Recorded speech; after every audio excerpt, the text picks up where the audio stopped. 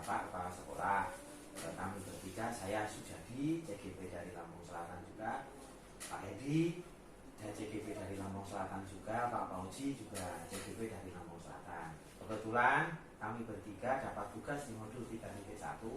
Salah satunya harus melakukan perekaman dengan Bapak Kepala Sekolah di sekolah terkait kami bertiga. Nah, kami mohon izin ke Bapak untuk melakukan perekaman nanti untuk diupload di LMS kami. Apakah diizinkan Bapak? Boleh, silakan. Iya Pak. Baiklah Pak, ini pertanyaan saya yang pertama ya Pak ya. Apakah Bapak selama menjadi kepala sekolah di SMK Negeri 1 Bakoh ini ataupun di sekolah sebelumnya, Bapak pernah mengalami sebuah kasus ataupun beberapa kasus yang berhubungan dengan bujukan moral ataupun dilema etika? Alhamdulillah pernah. Lalu bagaimana Bapak mengidentifikasi bahwa itu bujukan moral atau itu dilema etika? Baik, terima kasih. Tentunya kita harus memverifikasi dulu permasalahan tersebut. Apakah itu permasalahan yang memang berkaitan dengan aturan-aturan yang ada di sekolah. Aturannya tentunya dibuat aturan sekolah adalah benar. Kalau itu juga permasalahan yang lainnya adalah juga benar. Sementara etika itu adalah berkaitan dengan benar dan benar. Sedangkan tadi apa Pak? Bujukan moral adalah antara benar dan salah. Ya. Artinya itu kita identifikasi dulu. Ya. Lalu Bapak mau nanya lagi nih, selama ini Bapak menjalankan pengambilan keputusan di sekolah, terutama yang kasus-kasus yang ada dua kepentingan yang sama, benar dengan benar itu, ataupun dengan yang mengandung nilai kebajikan. Lalu bagaimana Bapak cara pengambil keputusannya? Jikalau kita menghadapi permasalahan itu, tentunya kita yang pertama adalah pengumpulan data. Pengumpulan data itu kita kumpulkan dulu seperti apa, kita identifikasi datanya itu sudah valid. Tentunya kita bisa mengidentifikasi apakah ini permasalahan yang benar dengan benar atau benar dengan salah. Itu aja intinya. Kita pengumpulan data itu dari berbagai sumber tentunya, dari berbagai pihak, baik ada wali kelas, ada guru BK, ada wakil kepala sekolah bidang siswaan, ada bidang humas. Itu kalau secara internal. Tentunya kalau ada juga permasalahan yang dari berkaitan dengan luar, tentunya tadi melibatkan humas ataupun dengan komite sekolah. Terima kasih Pak. Nanti pertanyaan berikutnya mohon maaf dilanjutkan oleh Pak Pauji Pak ya. Ya, mohon izin Bapak, saya ingin melanjutkan wawancara kita terkait dengan bagaimana biasa Bapak mengambil keputusan yang bernilai kebajikan. Biasanya Pak, langkah-langkah atau prosedur apa yang biasa Bapak gunakan untuk mengambil keputusan yang dilema etika Pak? Nah, ini memang jadi permasalahan kita. Tentunya ini tadi Bapak Ibu, sekolah dalam mengambil keputusan tetap pada dasarnya mengacu pada tata tertib sekolah yang sudah disepakati antara pihak sekolah, orang tua wali murid dan komite. Untuk hal kasus itu yang tersebut tadi, bahwa dilemanya adalah seperti apa langkah-langkah yang kita ambil. Tentunya kita yang paling terpenting adalah pengumpulan data dulu Pak. Kita identifikasi seperti apa datanya, seperti apa langkah-langkah yang selama ini sudah kita lakukan, dan bagaimana kita mencari solusinya. Tentunya dalam mencari solusi kita juga tidak bisa sendiri, harus banyak melibatkan pihak yang lain, baik dari tadi baik pihak internal, wali kelas, wakil kepala sekolah bidang siswa, maupun pihak eksternal. Nanti ada komite, ada orang tua, wali murid, kalau seperti itu. Jadi intinya kita identifikasi dulu datanya, itu kita punya yang selengkap mungkin sebelum mengambil memutuskan suatu permasalahan. Oke. Kemudian Pak, hal-hal apa yang Bapak anggap efektif dalam pengambilan keputusan seperti itu? Ini yang paling efektif ya, tentunya adalah kita punya data yang tadi saya sampaikan tadi, bahwa permasalahan itu kita tahu persis permasalahannya dari mana. Tentunya dari data-data yang kita punya. data kita punya, tentunya kita akan lebih mudah untuk mencari solusinya, memecahkan masalah. Apakah ini masalahnya ini cukup diselesaikan di wali kelas, BK atau wakil kelas wadang saja, atau memang harus kepala sekolah ikut berperan, karena memang dari tahapan tadi mungkin belum terpecahkan seperti itu. Jadi intinya kita punya data lah yang valid untuk permasalahan ini. Kemudian Pak, mohon maaf Pak, terkait tantangan, barangkali ada tantangan Pak, tantangannya apa saja dalam pengambilan keputusan yang dilematis? Nah ini tentu tantangannya banyak, ini ada, karena bagaimanapun keputusan yang kita ambil ini adalah keputusan yang tidak seperti biasa, dalam artian bukan pelanggaran tata tertib dengan runtutan-runtutan itu kita bisa langsung memutuskan, karena ini banyak hal yang kita harus pikirkan, dalam artian bahwa kebijakan lah harus kita munculkan. Kita memberikan salah satu tantangannya adalah bagaimana bahwa keputusan kita itu ya terbaik untuk sekolah, tapi juga tidak memutus nasib anak didik kita. Kalau kita sudah tidak memutuskan, intinya bahwa kita berpikir sekolah yang utama, kepentingan sekolah itu yang utama, tapi juga kita tidak menutup kemungkinan tetap memikirkan kelanjutan anak kita itu bagaimana setelah keputusan itu diambil, sebisa mungkin itu anak itu masih bisa untuk beraktivitas atau untuk menjalankan kewajiban-kewajiban yang lain. Intinya bahwa sekolah mementingkan sekolah, tapi tidak juga memutus atau merugikan ya yang lain atau siswa. Jadi keputusan yang diambil tetap bertanggung jawab, tapi ada keberpihakan kepada siswa Pak. Ya tentunya itu Pak, karena bagaimanapun kita dunia pendidikan yang tidak bisa serta-merta kalau ini aturan A kita harus A, tentu ada hal-hal yang di luar itu. Contohnya tadi bahwa kebijakan kita perlu. Oke, terima kasih. Kemudian barangkali wawancaranya dilanjutkan oleh Pak Edi. Baik, monggo Terima silakan. kasih Pak Polisi, Pak Suryadi. Baik Pak, saya akan lanjutkan pertanyaan atau wawancara kita pada kesempatan kali ini. Dalam sebuah penyelesaian kasus dilema etika, apakah Bapak langsung menyelesaikan di tempat atau Bapak memiliki jadwal tertentu dalam menyelesaikan masalah? Bagaimana Pak dan prosedur yang Bapak jalankan selama ini? Baik, terima kasih Pak untuk permasalahan dilema etika ya. Dan tentunya kita tidak bisa menjadwalkan secara khusus Pak, karena ini permasalahan ini kan sebetulnya kita tidak ingin muncul, tapi namanya dalam kehidupan pasti ada permasalahan, itu tentunya situasional.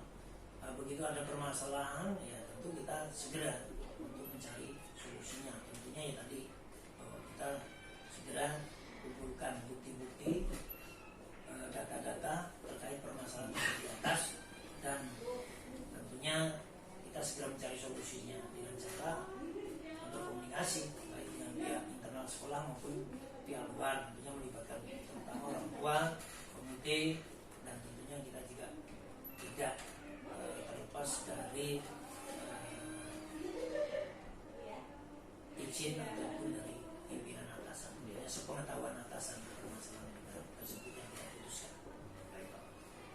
Selanjutnya pertanyaan berikutnya Pak, adakah seseorang Pak atau faktor-faktor yang selama ini mempermudah atau membantu Bapak dalam pengambilan keputusan terkait dengan kasus-kasus dilema etika Pak? Baik, ini ada istilah itu Pak, pengalaman adalah guru terbaik. Oh, ya. Nah, itu mungkin yang selama ini yang bisa kita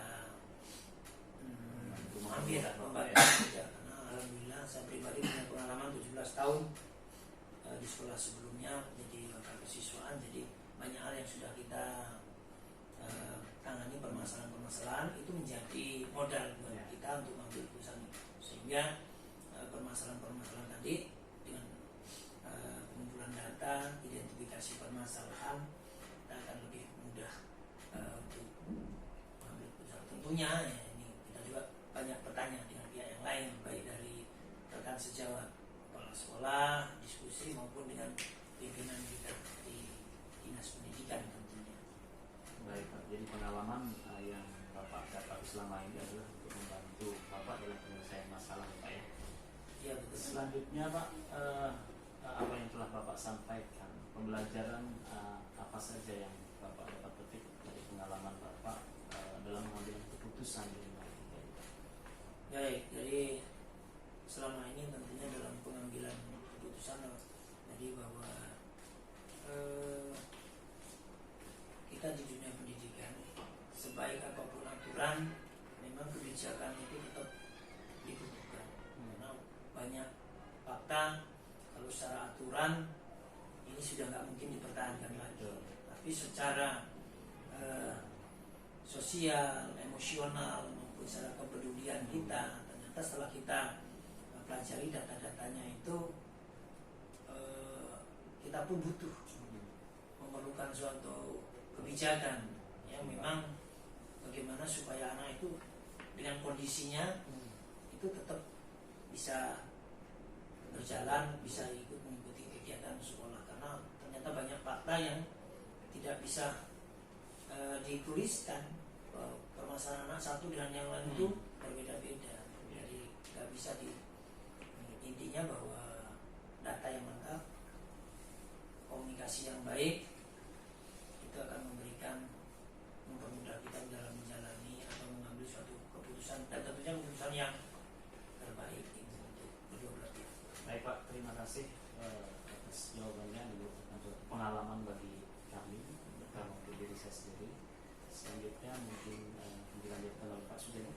Terima kasih Silakan, Pak. Bapak Kepala Sekolah. Ada satu Pak pertanyaan, mungkin pertanyaan terakhir juga proses statement dari Bapak untuk penyemangat bagi kami itu harapan Bapak kepada kami di KCGP ini dari Sekolah SMA Negeri 1 Bapak ini, dan juga harapan Bapak kepada Dewan Guru jika kami ataupun Dewan Guru menghadapi kasus rujukan moral ataupun dilema etika.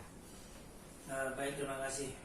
Harapan kami selaku Kepala Sekolah SMK Negeri 1 Bakauheni tentunya kepada bapak-bapak bertiga selaku guru, calon guru penggerak tentunya yang mampu menggerakkan sekolah kita terutama. Yang kedua, jika bagaimana menghadapi permasalahan dilema etika seperti tadi, ya monggo Pak, kita tetap beraturan terutama adalah tata tertib sekolah. Tentunya Bapak juga harus tetap komunikasi terutama dengan pimpinan dan teman sejawat. Apapun sebelum mengambil keputusan tersebut perlu dikomunikasikan karena bagaimanapun apapun yang akan Bapak lakukan terkait dengan sekolah itu akan membuat dampak yang baik ataupun buruk untuk nama sekolah. Intinya bahwa untuk teman-teman jika mengalami suatu permasalahan tentunya komunikasi itu yang paling baik di antara baik teman sejawat maupun dengan pimpinan. Terima kasih Pak ya atas waktunya Pak ya. Assalamualaikum. Waalaikumsalam warahmatullahi wabarakatuh. Baik, Assalamualaikum warahmatullahi wabarakatuh. Selamat siang Pak Sanudin. Saya CGP Angkatan 6 atas nama Edi Umaidi. Saya akan melakukan wawancara dengan Kepala Sekolah SMP Negeri 1 Bakauheni kepada Bapak atau orang tua saya, Bapak Dr. Andes Sanudin. Baiklah, saya akan mulai melakukan wawancara. Selamat siang Pak. Ya, selamat siang. Terima kasih Pak atas waktunya. Mohon maaf mengganggu aktivitas Bapak. Saya yakin selalu sibuk Pak ya aktivitasnya Pak ya. Jadi begini Pak, izinkan saya untuk melakukan suatu wawancara tentang bagaimana pengambilan keputusan yang terkait dengan dilema etika atau rujukan moral. Nah, jadi yang pertama begini Pak, bagaimana Bapak mengidentifikasi kasus-kasus yang merupakan dilema etika atau rujukan moral? Apakah pernah Bapak menghadapi kasus seperti itu Pak? Ya, terima kasih ya atas waktu dan kesempatan. Jadi nanti pertanyaannya kan prosedur udah dari Pak ya, pengambilan keputusan melalui prosedur yang baik. Kemudian apa selama ini dianggap efektif? Nah, pertanyaan selanjutnya Pak begini. Jadi hal-hal apa saja yang selama ini Bapak anggap efektif gitu dalam pengambilan keputusan? Jadi cara Bapak dalam pengambilan keputusan itu yang paling efektifnya seperti apa itu Pak? Silakan. Ya. Kalau cara saya mengambil keputusan, Menurut Anda sebagai semua pimpinan. ada permasalahan itu. Yang misalnya ada laporan dari ibu ada masalah gitu. Saya nggak langsung memutuskan. Ya, Saya menggali dulu datanya, informasinya kebenarannya di mana ini di mana. Saya panggil wakil-wakil. Dan baru setelah kita ini musyawarahkan, baru kita seperti dalam hal permasalahan yang akan kita angkat dalam rapat. Sebelumnya kita kompromikan dulu dengan wakil-wakil. Ya, jadi kalau watak kurikulum, watak kesiswaan, BK, baru saya ambil keputusan dalam rapat, dalam rapat dewan guru. Itu tindakan yang saya ambil. Nggak langsung sebenarnya saya ambil ada keputusan kita ambil bersama. Artinya kalau saya simpulkan, ketika ada kasus, Bapak langsung menggali informasi melalui staf-staf Bapak ya, wakil-wakilnya, wakil kepala sekolahnya. Baru nanti di dalam forum rapat baru ada keputusan. Jadi apakah tantangannya gimana Pak? Tantangannya kalau menghadapi kasus yang dilema itu Pak, tantangannya gimana Pak? Menghadapi kasus yang agak bingung mengambil yang ini atau yang itu, ambil yang A atau yang B, ini tantangannya gimana nih Pak? Tantangan permasalahan yang luar biasa Pak. Ini memang kalau mau kita putuskan, ya tantangan seperti dengan masalah kesiswa. Tantangan yang kita hadapi ya paling kayak atau orang tua siswa. Oh ya, dampak setelah pengambil keputusan itu Pak ya. Orang tua siswa kadang-kadang Oh iya, betul. Iya. Yang biasa sepertinya itu Pak yang perlu kita pertimbangkan Pak ya. Biasanya Bapak kalau pengambilan keputusan itu langsung diputuskan di tempat atau dijadwalkan atau seperti apa Pak? Cara mengambil keputusan kami nggak terjadwal. Kalau memang ada permasalahan tadi ya langsung kami sikapi. Kalau kami tunda-tunda ya mungkin akan berlarut seperti permasalahan tawuran melibatkan orang luar seperti pernah terjadi di sini. Ya, langsung kami panggil komite, panggil kedua belah pihak, kita musyawarahkan supaya nggak terjadi lagi di luar. Itu yang cara kami ini langsung kami tidak terjadwal tapi langsung disikapi Pak ya. Kalau permasalahan langsung gerak cepat supaya masalah itu tidak terlalu melebar gitu Pak ya. Kemudian ada nggak Pak misalkan seseorang atau faktor-faktor apa yang selama ini mempermudah atau membantu Bapak pengambilan keputusan? Atau ada pihak yang mempermudah Bapak dalam mengambil suatu keputusan, apakah itu melibatkan komite atau apa gitu? Iya, kami ya untuk pengambilan keputusan itu sangat ya dari tim kami sangat mendukung sangat ini ya. Dari wakil-wakil kami ini kemudian guru dari komite ya cepat hubungannya karena ya sekarang ini kan nggak langsung kita melalui komunikasi langsung dengan ini tindak itu. Tapi nggak ada kendala untuk untuk mengambil keputusan gitu. Cepat tanggap kami selesaikan gitu. Karena komite juga memang orang sekitar sini. Ya kami punya kontak semua, punya ini semua. Jadi ada orang yang bisa mempengaruhi suasana lingkungan di sekitar sekolah Pak ya. Jadi pembelajaran yang dapat saya petik ini Pak dari pengalaman Bapak dalam pengambilan keputusan bahwa di dalam mengambil suatu keputusan yang terkait dengan dilema etika tadi atau benar dengan benar keputusan sama-sama mengandung nilai kebajikan, itu tentunya harus melalui prosedur yang tepat Pak ya. Jadi Bapak punya tim manajemen, punya orang-orang yang memiliki wakil-wakil yang memiliki kemampuan dalam membantu Bapak dalam pengambilan keputusan. Ketika ada suatu masalah, Bapak langsung mengambil satu tindakan Pak ya, penggalian informasi, kemudian mencari data yang tepat, lalu nanti diputuskan dalam suatu rapat. Mungkin itu Pak ya. Ini pengalaman yang berharga buat saya Pak, buat ke depan.